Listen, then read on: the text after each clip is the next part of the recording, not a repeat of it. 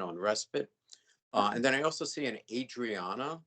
Is that a member of the public, somebody associated with DDS?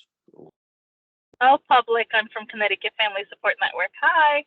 Hi, how you doing?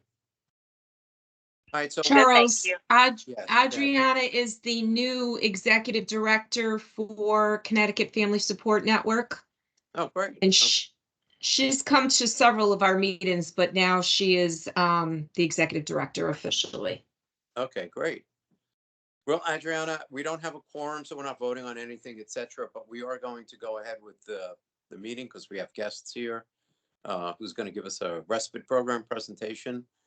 And so I am going to now mute myself and turn it over to either Dwayne or Tyrone or Shannon or anyone else who wants to run the meeting. Don't give me the chance. So Dwayne is our new program manager, and he is overseeing our family support workers and our respite center. And Tyrone has been with us before. He's the assistant regional director over individual and family support and self-directed services. So do we want to turn it over to them to do the presentation, Charles? Yeah, let's. Okay. Yes, absolutely. I'm sure they have a couple hours of PowerPoints and handouts and etc. So let's take it away, Tyrone and Dwayne. We have more than a couple hours. We actually plan to go 5 hours. All Dwayne, right. you want to start us off, Dwayne?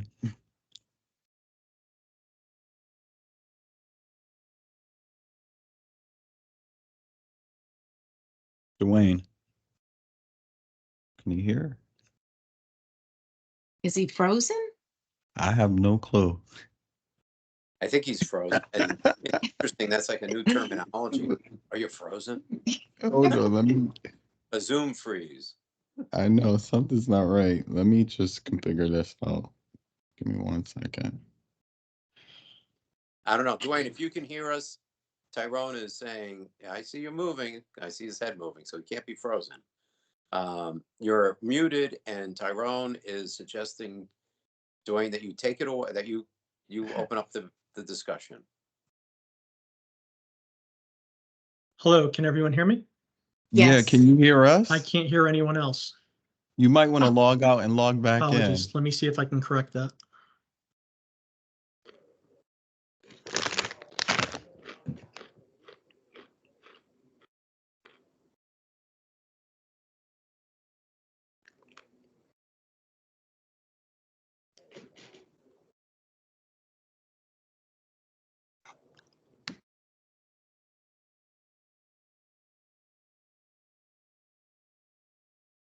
So Tyrone, you get to do Dwayne's presentation too then.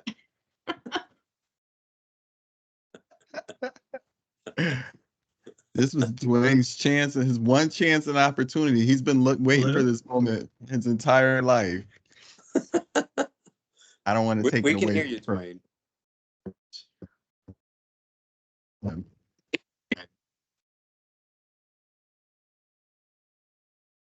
I'm going to reconnect.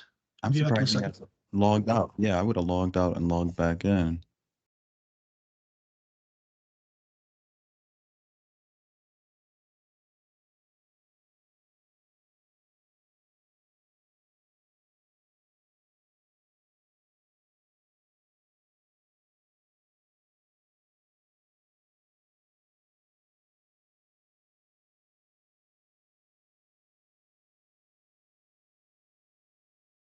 Charles, if Marina hops in, then would we switch to like an official meeting quorum? I don't think we, let's see, we'd have, it'd be Karen, Susan, myself, Marina. I think we'd still be short, right? Oh, okay. You need 5. Okay. Yeah, so we'd still be short. It kind of gets wonky when you're like, oh, somebody should, suddenly the 5th person shows up and you're 20 minutes into the meeting. And but once again, we're not spending any money. Can everyone hear me now? Yes. Okay. Can Yes. you hear us? I can hear you also. Sorry for that technical difficulty. So Dwayne, I don't know if you heard that I introduced you and Tyrone. I did not. I apologize. Okay. All right. Well, I just said that you were new to the region and what your role was over respite and IFS workers. So, and then we turned it over to you and you froze or you didn't hear us. So the floor is yours. All right. Well, hello, everyone. I'm Dwayne Dyer. I'm the new IFS program manager for the West region. And I'm going to give a brief overview of our respite program. Our West region respite program is available at no cost other than optional spending money provided to the individual. To individuals who've been determined DDS eligible, who reside with their families and either have no residential budget or have a residential budget of less than $20,000 per year. Priority is given to families who are not receiving other in-home supports, personal supports, or certain other types of DDS services. And DDS eligible individuals with residential budgets of $20,000 or more may be considered on a case-by-case basis if there are extenuating circumstances. We have 4 respite centers in the West region. They're located in Norwalk, Southbury, Torrington, and Trumbull. These respite centers are operated and staffed by DDS. They offer a comfortable home-like environment, 24-hour supervision, and they're open from Thursday afternoons through Monday morning each week. Our respite stays can be day visits, they can be overnight stays, or they can be up to 4-night extended weekend getaways. In each case, the respite visits afford the individual the opportunity to meet new people, develop social skills, increase independence, while participating in a variety of recreational activities and community outings in a safe environment with staff that are trained to meet their individualized needs. In most cases, we can accommodate complex medical and/or behavioral needs. During the stays, caregivers can enjoy a break from caregiving and take time to attend to their own needs. If resources allow, we try to provide families with 3 respite stays per calendar year, but we do get cancellations. So in the event of a cancellation, individuals may be offered additional stays based on our availability. And in addition to the stays that we offer at our West Region Respite Centers, we also have longer stays available at our 24/7 Respite Center in Meriden. If anyone is interested in touring one of our respite centers or applying for a respite pre-visit, we ask that they contact their case manager for assistance. Your case manager can provide you with the necessary information and help you with the process of applying for and scheduling a visit to one or more of the respite centers. For individuals who've not been assigned a traditional case manager, we ask that you contact the West Region DDS helpline. I'm going to put phone number and address for the helpline in the chat.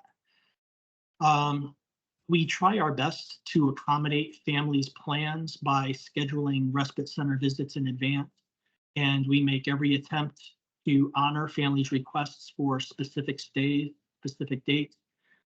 However, we do get a large number of requests, and because of that, we can't guarantee that a family will be approved for any specific date or range of dates. So we ask that when working with your case manager or the helpline to request a stay, that you indicate a second and even a third choice to help us accommodate you. Those that have respite center related questions can also reach out to our West Region Respite Coordinator, who is Sharon Wiggins. I'm going to put her contact information in the chat as well. And that's pretty much what I have. Does anyone have any questions? Okay, can you Dwayne, just, oh, I'm sorry. Go ahead, Chuck. I was just going to say, the only question I have, Dwayne, is you're referencing where in terms of the eligibility or priority, you're referencing the actual centers, whereas a person can have respite out of their residential budget but not in the center. So that's all you're referencing is, under 20,000 or this or that, et cetera. They get priority for the respite centers, but if somebody has a residential budget or, they're on a Medicaid waiver and they have a budget and they provide in the budget for respite, they can pay somebody for respite somewhere else. Am I correct? That's correct. Okay. What I'm referencing is exclusively stays at our 4 respite centers. Okay. Individuals who have budgets and self-hire can hire individuals to provide respite supports as well, but that's separate from us. Okay, thank you. Susan? Yes, I have a few questions. Does each center have a nurse on duty at all times? 2 of our respite centers currently have LPN coverage on 2 shifts, and we have 2 other respite centers that have additional respite coverage, nursing coverage. We're in the process of trying to expand that so that all 4 of our respite centers have 24-hour LPN coverage. We're in the hiring process for that. In addition to that, each respite center is assigned a registered nurse.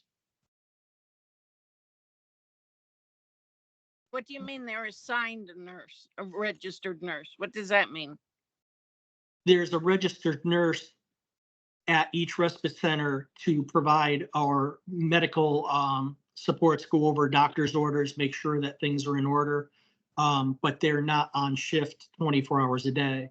That's why we have LPNs in coverage. Is, when you say you can support complex medical needs, how can you possibly do that if you don't have a nurse on duty all the time? Because 2 of our respite centers, the ones located in Torrington and Norwalk, are on campuses and they have 24-hour LPN coverage. And we also have nursing coverage on the campuses in the event of an emergency. Okay. Additional question. Do your facilities take people who have trach?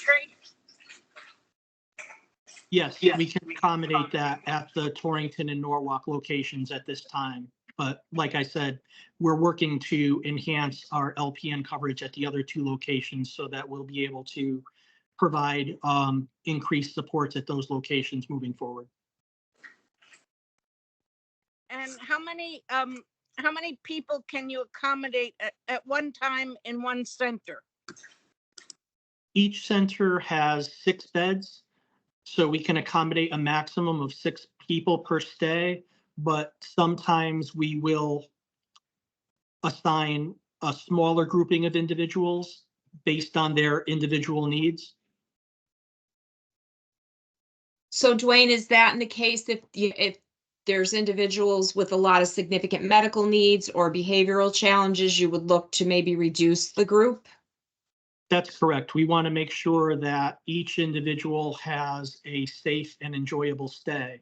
So if we need to provide more individualized support for complex needs, then we'll look to have a smaller grouping for that weekend stay. Can I also ask, what ages do you serve?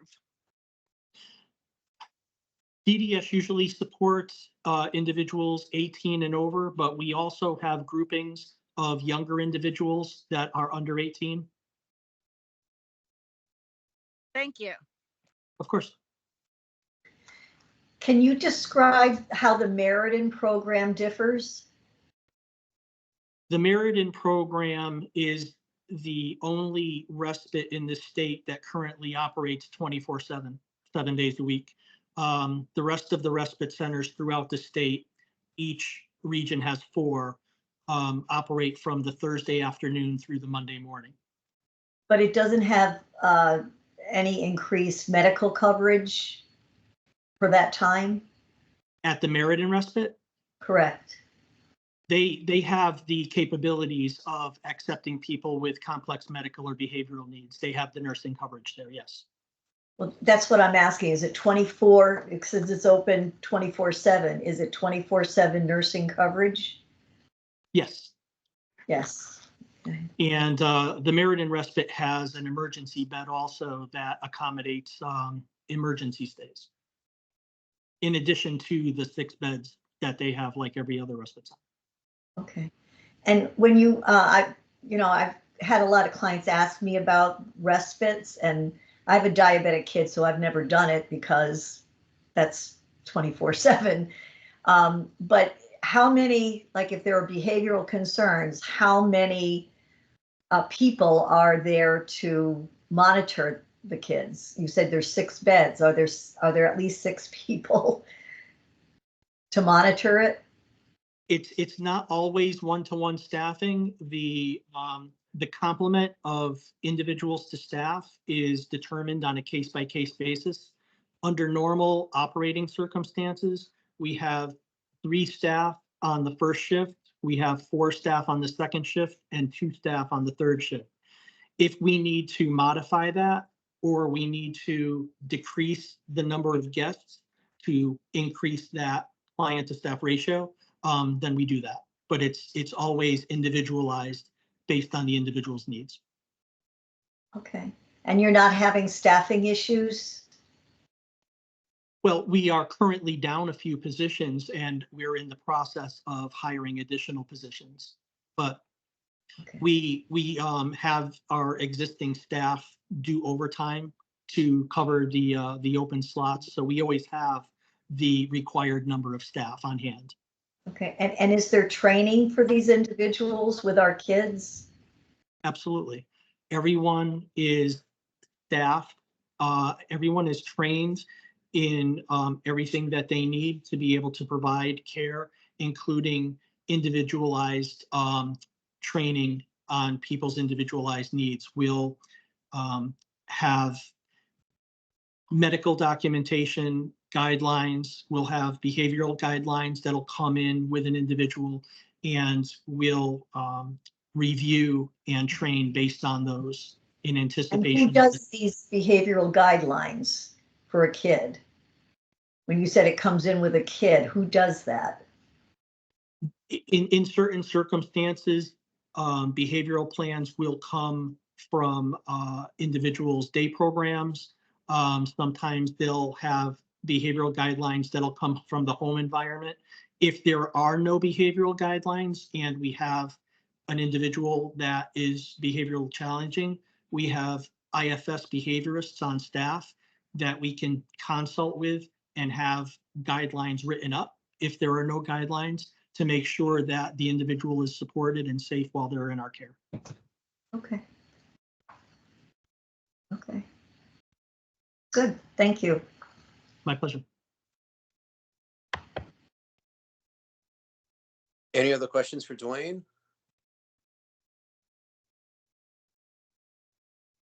Hearing none, is Tyrone still with us?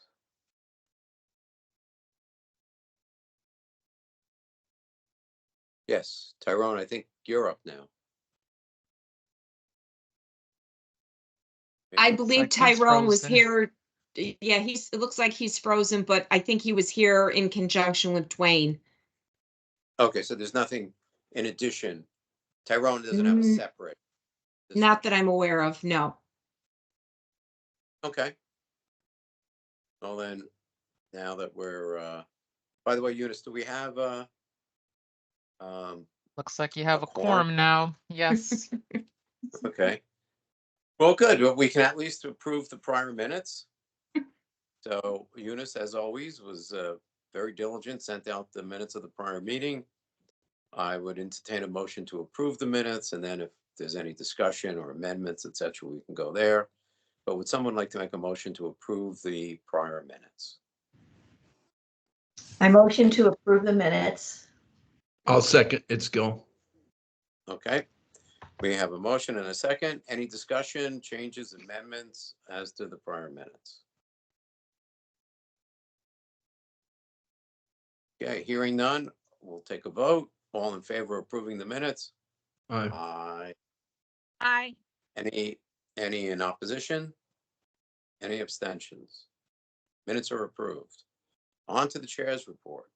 This will be fairly succinct. But Eunice did send out the amendment with reference to the Medicaid waivers. Now, this applies to just Medicaid waivers. Does not apply to the CFC program or Community First Choice. Does not apply to the DSS autism waiver. These are people on Medicaid waivers, and we finally were successful in getting the amendment approved by the Centers for Medicare and Medicaid Services. Krista Ostrowski, who's sort of the lead person on there, got back to me in terms of which waivers does it apply to. It's individualized home support, respite, individualized day supports, personal supports, and senior supports. So the key changes are, number one, legally responsible individuals, which means parents. Those would be parents of obviously children under the age of 18, can now be compensated for rendering care. However, there is an age dependency assessment form that must be completed to confirm extraordinary care. Okay, so it's not like, oh, I want to get paid because I made a sandwich for my son, you know, who's 5 years old. Right? So you can't get necessarily paid for that. However, there's a form to fill out, and I take it it's being managed through the case managers that they ask, and they do something of that nature. So I don't know, Shannon, if you have any process in place. Obviously, the legal guardians of adults, however, do not have this requirement. Employers of record cannot be paid. All right, so if you're in the employer of record, you cannot be paid. If you're in a position such as I am, where you're not only the legal guardian, but you're the support person for the individual, the rule is generally they're not going to compensate you unless you can make a case that you should be compensated. And the reason for that is the support person is approving timesheets, right? So you'd be approving your own timesheet in essence. Although I'm not the employer of record, my daughter is. So anyway, it applies to those three waivers. We're now working on the legislation to get the CFC waiver. Take that back. It's not a waiver. We're now working with the legislation to see if to have the CFC program provide for the same parameters. That is, legally responsible individuals, legal guardians, etc. So that not only do the waivers, but the CFC program line up and it's uniform as to that. We're also going to push DSS on the autism waiver to have the same flexibility. Although I want to say, and I have to read through the waiver again, and these waiver documents are some 300 pages long typically. I want to say in the autism waiver, if you read through it, I believe that in some circumstances, parents/legal guardians can be compensated. Right? I believe that. Now, I haven't been told that. You'd have to read through the waiver, but there seems to be some sections where it indicates same. In any event, that's my report. So Shannon, I'm curious, is there any sort of implementation as to informing? It's a slow rollout. Obviously, May 1st, it was in effect. And actually, there was a discussion this morning that because May 1st was the date, where was it at, and were people moving forward. So it was a slow rollout May 1st. I cannot give you numbers as to how many people have started. That would probably be more so a Krista question, or we'd have to pull some data on that. We've had tons of inquiry and interest. So, it's definitely out there and people are aware. But it's moving slowly. I'm glad we could increase your workload. By the way, Krista did let me know they have a working group that is putting together a forward-facing, family-friendly guide. That is true. There has been, oh, I'm sorry, Charles. I was just reading her email. The guide will be drafted and then shared with a family committee. I assume, well, she says ombudsperson, that must be Shannon Giacomino and Dr. Ellis. All right, so there's a guide coming out. And there's been massive amounts of training. Krista did one presentation that I was at for case managers and other DDS parties, and there was well over 200 people there. So trying to field the questions, you know, it was, and it was saved and it's recorded, but there was a huge interest in it, and it was on a Friday. So to see that many people on a Friday within DDS was good, you know, because the questions are coming out, families want to know. Yeah, absolutely. So anyway, that's out there. I have now concluded the chair's report. Any questions for me in terms of that? Well, just what is the process if you are a caregiver of an over 18-year-old kid, you can't find anybody, you have a budget of, I don't know, whatever, over 20,000 or whatever. Do you go to your case manager to make that request? What is the process for getting it started? Is that for me or Charles? Both, or I think anybody who really- wants the answer. I think if it's a process question, I think that's for you, Shannon, because I don't Okay. know the. Karen, the place to start would be with the case manager.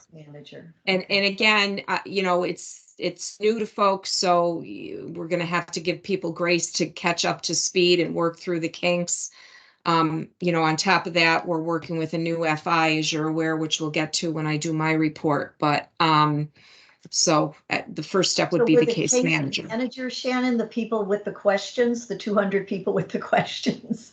The 200 people that were what at the we do? training, and they had a lot of questions, which were good questions. So, I mean, that was the purpose of the training. And I'm sure there's going to be some kinks along the way that we're going to have to figure out, you know, because it is so new, but it's, you know, definitely going to be a great asset for families, you know, especially with the staffing crisis. Okay. And Karen, So. when you talk about people over the age of 18, if the only the people right now that, or the prior people that could not get paid would be legal guardians. Right. Right. So. But now you if can they're not a apply legal even if guardian- you're a legal guardian and get some kind of stipulation. And I wanted to know what was that process?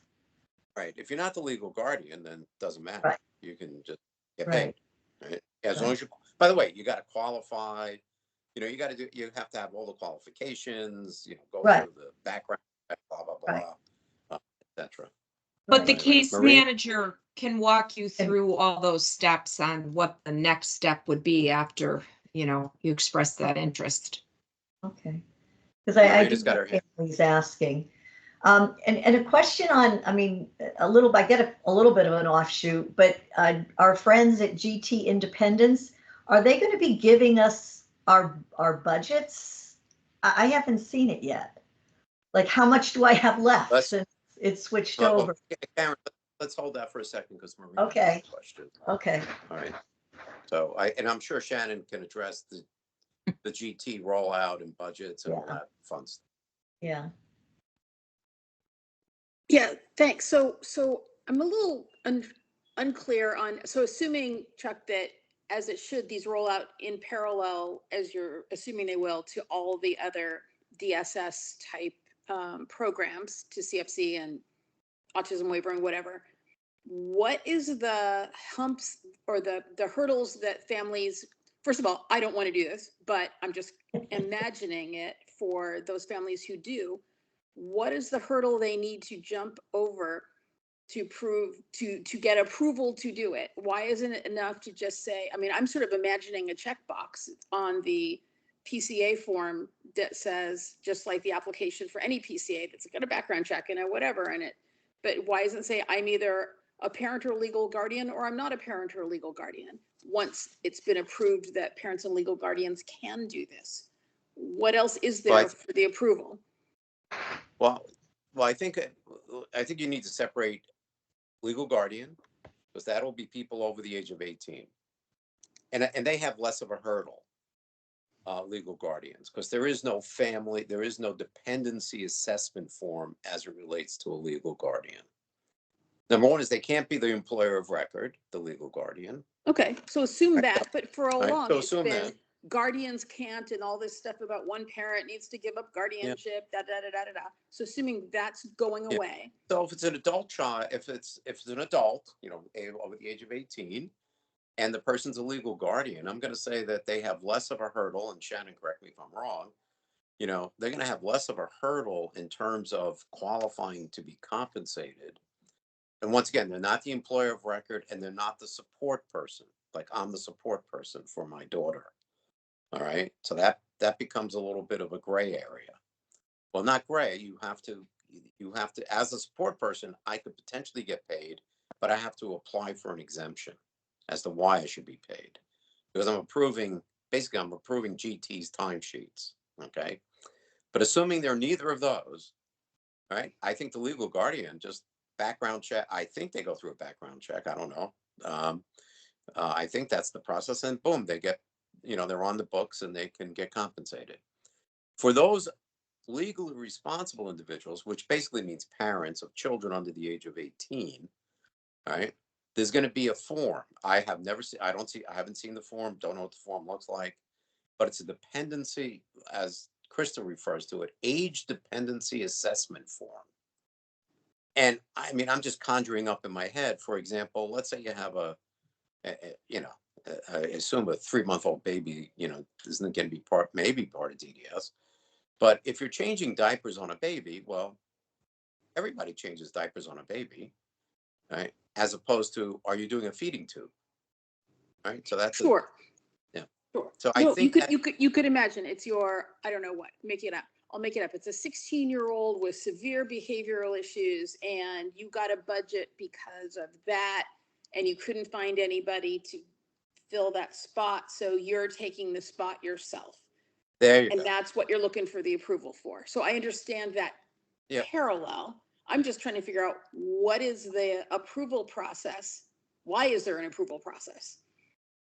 As Well, opposed to just And is it the same budget? go do it. Well, I'm assuming it's the same budget. It's just allowing I you don't to know. be I mean, Yeah, I a know just- during candidate COVID, to it was use less. that budget It was when less. once upon a time you were closed out from being able to use that budget. Well, number one, it's the same budget. Your budget is the budget, right? Right. The money is you're getting paid or somebody else is getting paid, right? The budget is the budget. And the reason is, from a regulatory point of view, you can't just check a box, right? CMS has guardrails. They say, well, you're paying somebody for something for care, right? Federal dollars, Medicaid, etc. We're approving. Remember, this is a big leap for people for parents of school age children to be compensated. Used to be there was a big federal regulation about you can't, legally responsible people are supposed to be legally responsible for their kids. So why are we paying you to take care of kids, right? You're the ones responsible. Till you get to 18, done. However, with the pandemic and everything else, things kind of loosened up a little bit. And the states get to decide whether they want to spend that, whether they want to compensate the parents or not. But I think even the state recognized we can't just check a box, because then it's going to be an issue where there'll be bad actors somewhere where they're checking the box, but they really don't have a child that really has that level of need or dependency assessment. I feel Whereas- like I feel like you're backwards though, almost that the budget went first. The child, whether they're younger than 18 or over 18, got the budget already. The Mhm. need was already assessed. Now the only question is who's providing the services. So I do That's get correct. your question about moral hazard and a parent saying, my kid needs all these services. Oh, and by the way, I'm available. Totally get that.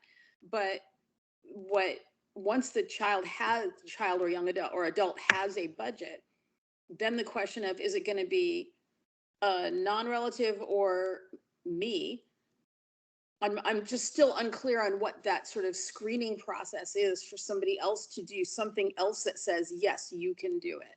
And wondering what that entails. By the way, in the old rules, you could, by the way, in the old rules, parents could be paid.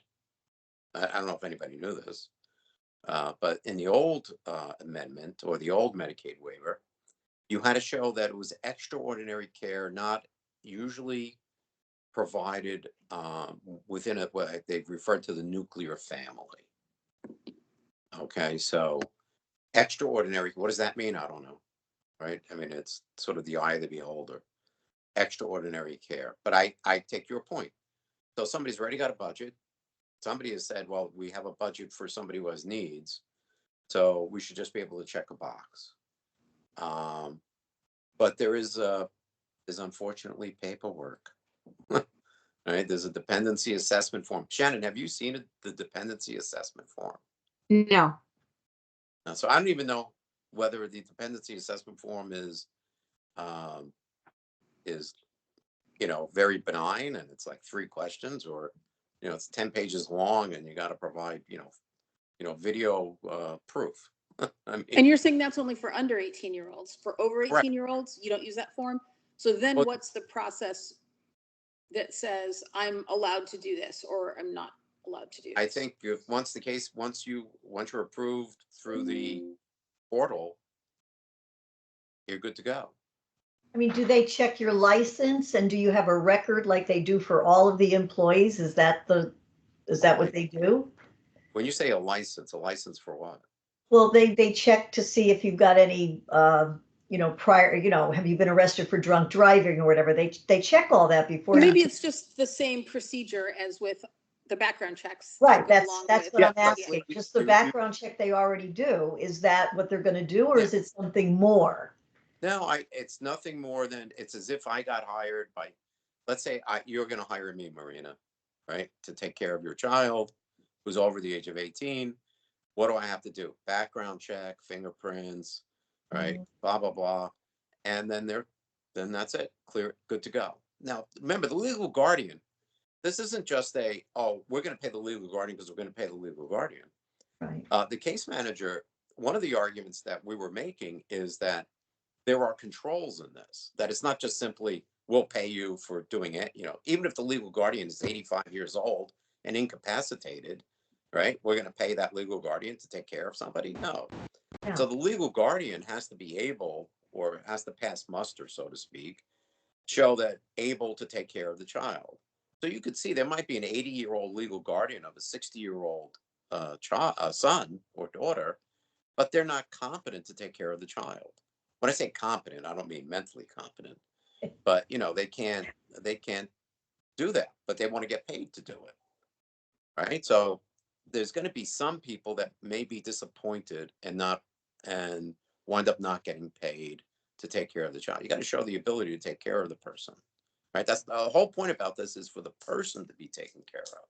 Yeah, Right? just for argument's sake, nobody's running through any screening like that, aside from the background check, with the non-family PCAs. Well, Nobody's saying, wow, that person seems pretty shady. I don't think they're good at this. not so shady, but Or incapable, or I mean, when we do the case manager meeting, I mean, she asks questions about that, mom right now is the non-legal guardian, so she gets paid. Right. And, no, I'm just saying the other PCAs, they do a background check, but nobody's doing what you just described to say, how old are they? How strong are they? Are they, capable? Are they, are they able to take care of this child? It's just if they meet the parameters of the background check, they're good to go. So anyway, okay, I'm going to stop there. I just think That's All right. exactly I was going right. to say, Marina, the one thing I would suggest then, the legal guardian is not doing a very good job on hiring the PCA. In other words, like my job, if I'm a legal guardian of a person and the PCA passes the background check, great. Okay, they passed the background check. Well, that's wonderful. They've hurdle 1. Hurdle number 2 is, can they take care of the person? sure, Right. but it's assumed that based on your judgment, of course. So they're just assuming that if you like them, it's all good. Yeah, I mean, if I like we would hope so that they are, obviously. Right. And I don't think the case manager necessarily can go through all that, but the case manager still checks in and says, how is, like 1-8 is, her name is Taya. How's Taya doing with Gabby? What is she doing? How is she doing this? How's she doing that? And, we report back, I report back to the case manager as to the care, what Taya does. But I mean, case manager's not interviewing Taya necessarily. But anyway, So Chuck, when you talk about I'm the support person, how does that differ from your wife is the legal guardian, she gets wife paid, is you have a unbelievable. staff. Unbelievable. What do you do? The support person, because my daughter has an intellectual disability, right? And she would not be competent to do anything in terms of hire somebody, fire somebody, fill out paperwork. She has no concept of anything such as that, right? She can't call up, she's nonverbal. She can't call up GT Independence, and I'm sure Shannon will appreciate this. She can't call up GT Independence and say, how come my aide got paid for 46 hours last week? I thought 40 hours was the max, right? And so I am the support person. I'm here to monitor her budget, just like you're talking about, oh, where's the budget? How much money is left in the budget, right? So she wouldn't be able to monitor her budget. So I am the support person. So I am charged with dealing with GT Independence, making sure the aides are paid, making sure the aides are doing what they should be doing. Okay, so what does your wife do then? She takes care of her. Okay, but she's actually getting paid because she's not the legal guardian. Is that right? Think of it this way. She's the aide. She's the aide. Okay. She's the aide. My daughter lives with her mother. Okay. She makes her breakfast, she gives her medicine, toilets her, showers her, et cetera, et cetera, et cetera. Okay, because most of us don't have a Chuck as a support person. We're both the aide and the support person. All right. So, but you can have a support person, and it doesn't necessarily, I don't believe it has to be a family member. You can have somebody that's competent, but they're interacting with GT Independence, et cetera, et cetera, et cetera. Yeah. So what, Marina, at the end of the day, and Karen, and I'm sure Shannon, it's going to kind of play out a little bit. Yeah. This may be the best thing since crunchy peanut butter, and things go smoothly, or there's, hooting and hollering the whole way. Don't know. Yeah. But that step one was to get it approved. Yeah. In the system. Let's see now how it rolls out. Well, on the national websites, there's a lot of states doing this now, and they were seemingly way ahead of Connecticut, but I think Connecticut wanted to make sure people were competent to take care of their kids, and they felt that if you hired from without, you were going to have more competent people than parents that were already overworked and with no energy. So, but then we have a crisis in finding good people. So that's why and then COVID hit. So that's why I think it's happening. But, like Marina said, for a lot of parents that just can't find good help, they have to accept if they're on a, you're doing your own program, you have to take whatever you can get at this point. Mm-hmm. All right. Well, Shannon, I'm now going to turn over to our esteemed director. Okay, I'm having a little problem here with my computer. Can you hear and see me? We can hear you. We see you in a fuzzy way. In a fuzzy way. You're really little. Very little. I feel like I'm dominating the screen. I am sorry. I apologize for that. Okay. Let me just give me 1 second, please. You're getting bigger. Nope, you're little again. Oh, your little regional director. Okay. So I did want to remind everybody that the GTI presentation for the 3 regions RACs and the council is next week, the 23rd, Thursday at 5:30 to 7:30. It's an opportunity to hear their presentation and pose any questions that you have or questions you've been fielding from your families, your contacts. This is your opportunity. So I think it's, great that they were able to meet with us.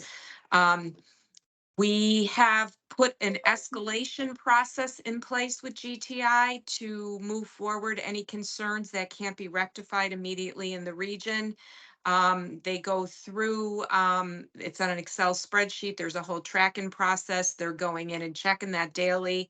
Krista has been helping us, the waiver manager, quite a bit, trying to address some of the concerns. We did have initially concerns with paper paychecks versus direct deposit. That seems to have been managed, but you know, it's still day to day, and there still is a wait when you call, but I understand it's not as long as it had been in the past. Actually, we're fortunate. There is a Waterbury office, ironically, which is a block away from our main office. So we've had case managers actually go walk right over to bring concerns to them. So that was, that's a unique thing about being in Waterbury. Most people don't want to come to Waterbury because of the parking, but, so, wanted to fill you in on that. There was the Connecticut Family Support Network, conference, One Voice, on May 2nd. It was great. Adriana's here as the executive director in the public. I think there was over 100 people there. It was a great opportunity for myself to network with families that I had not met before, and made some contacts. Shanna Giacovino was there as well, and people were able to connect with her. There was a lot of great presenters. There was a whole process that I had never seen before with translation for Spanish speaking families, which was nice to see. So that was great. Good turnout. And it was easy to get to. I had let the group know it was in North Haven, so that was more centralized for all the regions. Usually we have issues where things are and they're far away from family, but that was a really good location. It was right off the highway and easy to access. Project Search, we did have Brian Gresco present to the group before. I just wanted to get the word out. There are slots available for folks if you want to get the word out to your family. We have lots of information, published information on our website. I know that Lark for Charlotte Hungerford and Ability and Beyond works with the Waterbury program, and Ableist down in Stamford Hospital. There are some slots, and if you know anybody that would benefit, I really encourage you to get the word out to them. We've been promoting it with case management and internally, and on the different forums we have with families.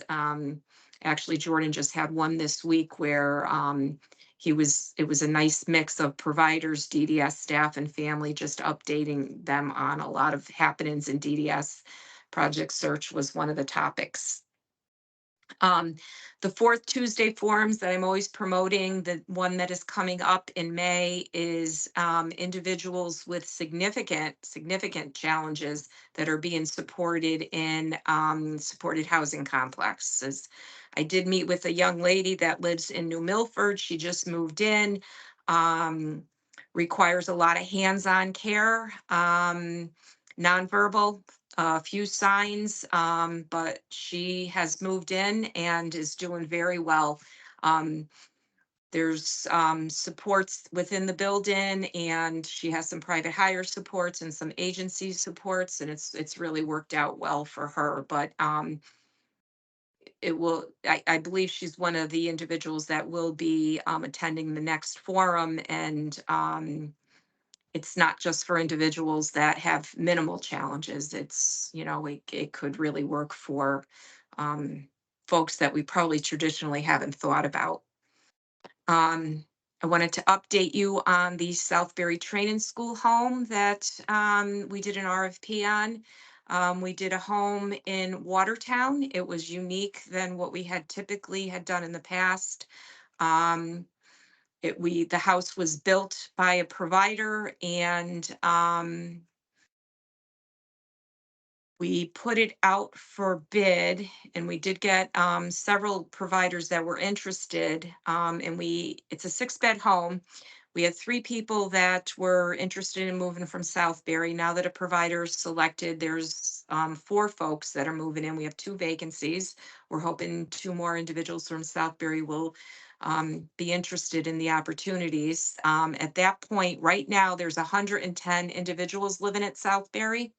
The number is going down. We had done a house fairly recently, also in Watertown, and 3 people moved out to that home.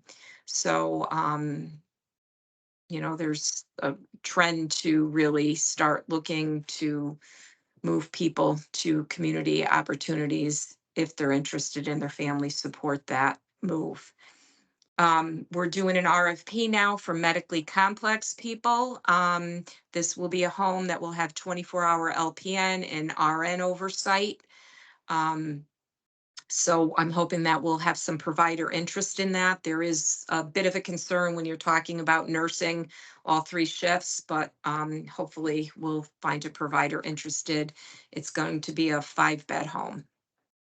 The location is probably going to be in the southwest portion of the region. That's how it went out to bid. So didn't want to target a specific town or area, but we were looking at the folks in general, their families are in that area. Transition advisors is part of that House bill. We just hired 3 more. We have 1 additional that we're hiring. We hired 1 for Cheshire, Danbury, Norwalk is pending, and Stratford. So that will be a position that will help families, navigate our system for successful transitions, into day program, et cetera. So, and I think that's it for me. I don't know if there's any questions. Susan, Go I back think, to the very first thing, GT Independence Karen, next Karen, week. no, What Ka- date? Karen, Karen, Sorry, Karen, sorry. Susan- Susan has her hand raised. Um, So Yes, my Susan, go question, ahead. my question, the last place that you spoke of trying to open this medically complex home, is Mhm. that exclusively for Southbury Training School people coming out, or can other people waiting for a medically complex home be considered? we will have 1 vacancy. It's not for Southbury people. It's for people that are currently living at home with their families, and a lot of the caregivers are older. But Susan, if that's something you're interested in for your son, we can talk about that, because there is 1 opening that will be available, I'm anticipating. Now, my So- sons are all placed, but I Okay. know of somebody whose adult daughter is at hospital for special care with a trach, and she can't find a community placement. Okay. She has a DDS case manager. I don't know. Okay. If you want to give her my name, I'll be glad to talk to her about it and get her name and figure out who her case manager is and what the situation is. Yeah, she might not have a case manager because hospital for special care is an ICF. Okay. All But right. I'm meeting with her tomorrow, so I'll find out more. Yeah. Do you have my email and number, or Eunice's email and number, and we can Yeah. get that connection going. Okay. Thank you. Yeah. Okay. So Karen, you had a question? Well, now can I ask my budget? Just everybody raise your hand. Have you gotten where your budget is since GT took over? Anybody? No. Yes? Not that I'm aware of. Okay. All right, so that's number 1. I mean, we should have it, obviously. Number 2 is, what was I going to say? Oh, when is that meeting? Because that's going to be my first question. It's next week. And do May we have a 20? Zoom? Do we have a Zoom for it? Eunice, was it a Zoom link or was it a Teams link? It's a Teams invite that went out to the West Region Rack. I could send it to you again, Karen. Yeah, I know. It's somewhere in there. I'm in PPT hell with clients, so haven't looked at anything yet. And what's the date? The 23rd, Thursday at 5:30. At 5:30. Okay, 5:30 to 7:30, or I'll have all my Yes. questions ready. And it's it's open, like an open forum? Is there a presentation? Like, do you know what it's going to be like? What we requested that they would do a presentation and then allow for questions, and it's only open to the RACs and the DD council. Oh, I see. Okay. So So if any you're- questions that we're getting from clients, we then have Yes. to present. Got it. Yes, exactly. Okay. Okay. The other thing I wanted to draw your attention to, there was some, like I referenced, Jordan did one of the forums that he does online that's well attended by many. That's all listed on our website. There's some dates that are coming up, so I encourage you to share that information, attend yourself. We had a situation where I was not aware of. A parent presented and she was having some difficulties. We were able to make the connection and, you know, fairly quickly resolved it because she wasn't sure who to go to. So it's a great opportunity to get the commissioner's ear, and he's always willing to hear. So. And Shannon, you mentioned transition, and this is the time where everybody is getting panicky. Are day programs accepting people again? It depends where it is and what the person's needs are. We're still struggling, Karen. Okay. Especially if there's the one-to-one need, that tends to be problematic. Okay. You know, some agencies do better than others with their recruitment and retention, but it remains an issue. And Marina has her hand up. Off to Marina. So, you know, your discussion of moving some families out of Southbury Training School made me wonder, I've lost track of the agreements with the families. And where do you see that going? At some point, it gets smaller, smaller, smaller. They keep closing wings. And the cost per person is astounding, of course. At what point is the requirement to keep a lot of real estate open for fewer and fewer people, or is that just what you're going to have to do? Like, how is that going to play out? There hasn't been a formal statement on that. Like when we get to 75, you know, there's been no discussion about that. You're right. As the numbers go down, the costs go up. You know, the property piece to maintain and manage, but there's been no decision or agreement that they would close it at you know, a certain point. So basically, we're encouraging, the teams are working with the families, trying to get them out and see. With this particular house that, you know, we still have some openings. We're going to be doing a lot of open houses. The provider that received the award, RMS, will be meeting with families. You know, maybe once they get to know the provider, they may feel more comfortable. I think it's just, it's scary for families, and, you know, some of the parents have passed away and their siblings who, you know, agreed to support whatever their parents wanted for their child. So they're dealing with that piece as well, which is difficult. All about a 14-year-old prankster, or was it about a payoff? Okay. To spin it. So I don't really have an answer. I can just tell you it's case by case, person by person, and, you know, just hoping the more that we can get folks out there to see what's available. I think it's scary, you know, the unknown. And a lot of the folks have been there for such a long time. Sure. Yeah. All right. All right. Thanks. You're welcome. All right, any other questions for Shannon? If not, then is there any new or old business for anyone to report? In which case, I think the one member of the public, that is, or maybe more than one member, this would be the point at which public can participate, and we limit public participation typically to about 3 minutes per person.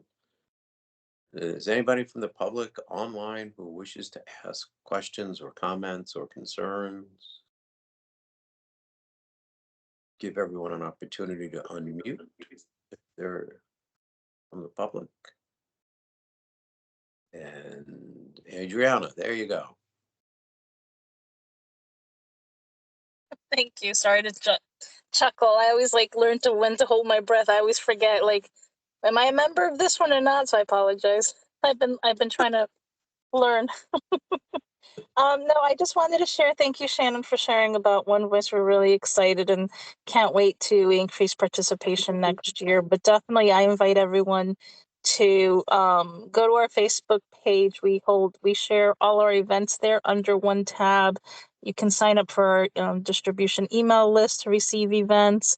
We not only share our events, but we are great communicators of DDS information, of other organizations, anything that we feel our communities can be supported by. So when you do sign up for our email list, it's not just about us, but it really is anything that we see that is being shared, or events, opportunities, we share with everyone. So, and then not exclusive to just our support groups and our workshop opportunities.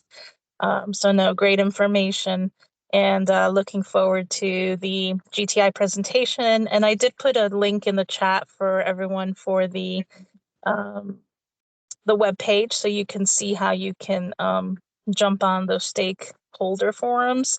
I think the 21st next week, and I forgot what the other date is, but that information is in the chat as well.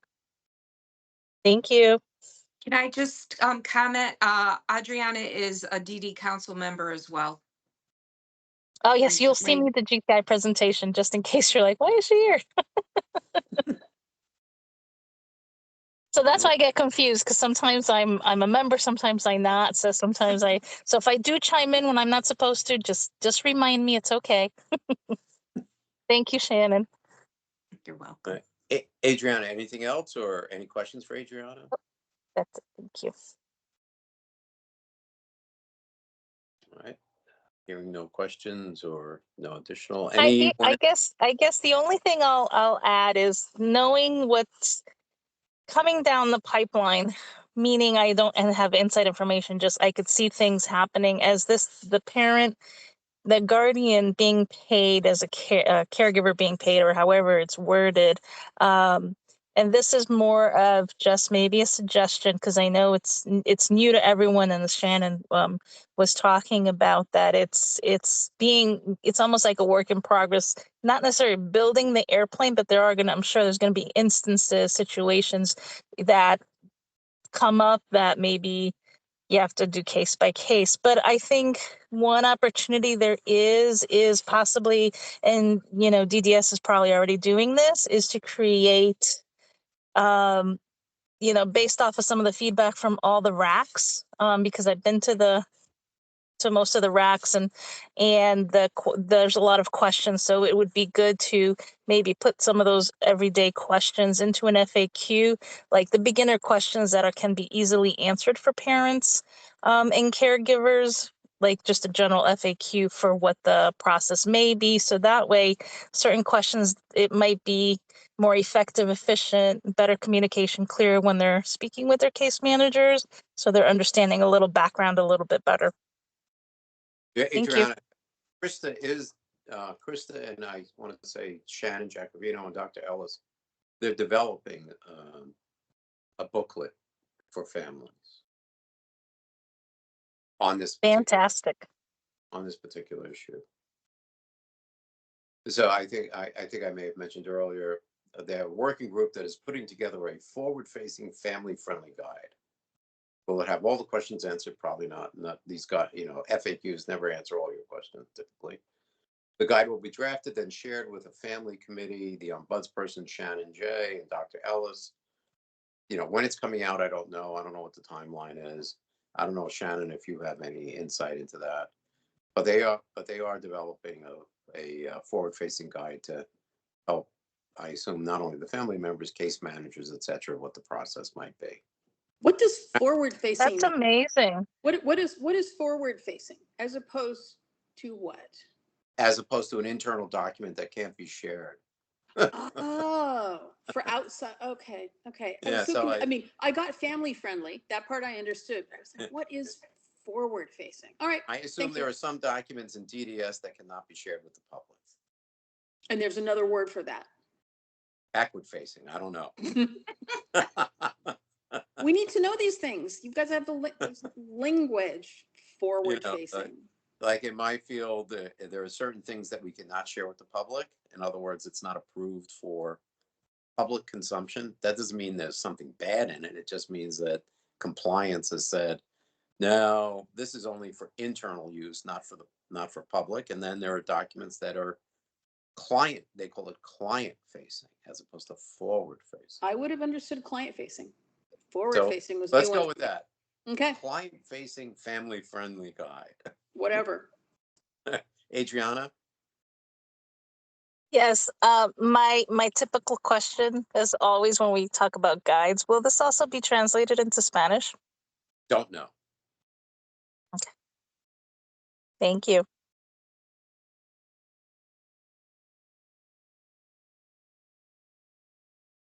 All right. Anyone else But- from the public? But if Shannon's writing it, Shannon will know, Adriana. Yeah, I figured I wasn't gonna say anything. I said I'll just email them. Thank you. Yeah, I would anticipate there'll be alternative languages, but I can't say specifically. Yeah, thank you.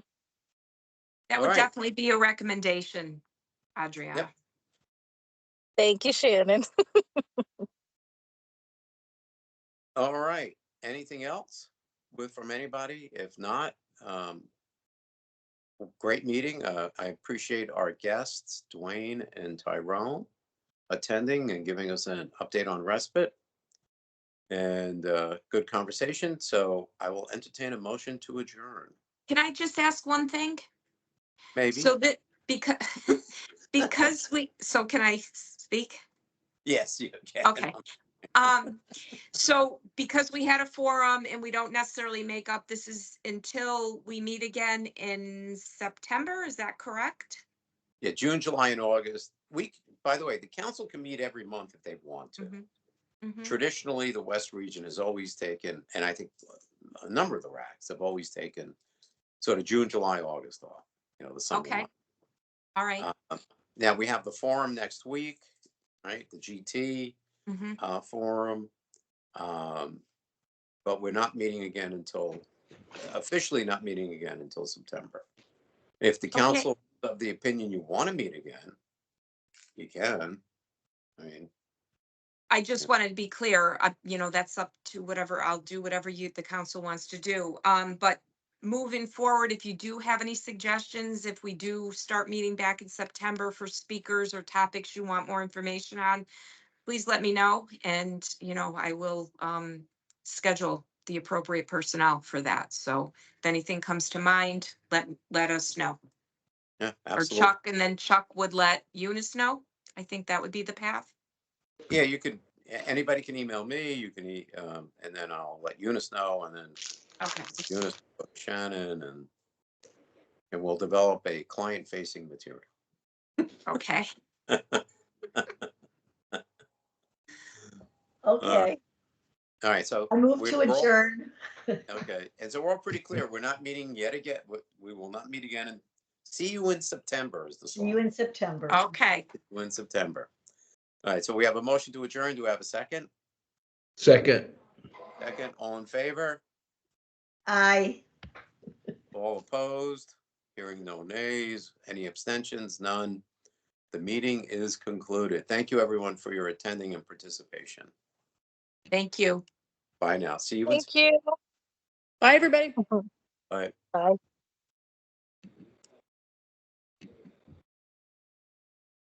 It's over now.